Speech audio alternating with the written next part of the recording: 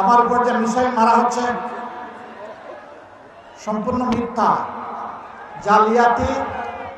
আমার x-ID hack করে যারা এই দেশে জনগণের সরকার চায় না, যারা দলীয় পারিবারিক গোষ্ঠীতান্ত্রিক সরকার চায়, যারা এই দেশকে গোলাম বানিয়ে রাখতে চায়, তারা আমার উপরে মিসাইল নিক্ষেপ করেছে। এই কাণ্ড যারা ঘটিয়েছে ইতিমধ্যে আমাদের সাইবার টিম তাদেরকে শনাক্ত করতে, নির্ভুলভাবে শনাক্ত করতে সক্ষম হয়েছে আলহামদুলিল্লাহ।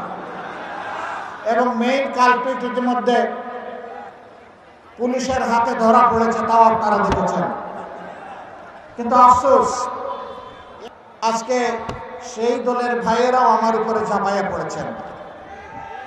যেহেতু একসাথে আমরা দীর্ঘদিন কাজ করেছি, সুখে দুঃখের অংশীদার হয়েছি, 5 তারিখের পর থেকে আমাদের রাস্তা হয়তো একটু পৃথক হয়ে গিয়েছে। আমরা ওটা চাচ্ছি না, আমরা একটা ঐক্যবদ্ধ বাংলাদেশ চাচ্ছি। এই জন্যে আমার পুরানা বন্ধুরা বর্তমানে যারা এই মিসাইল নিক্ষেপে শরিক হয়েছেন, আজকে আপনাদেরকে সাক্ষী রেখে আমি বলছি, আমি তাদেরকে ক্ষমা করে দিলাম।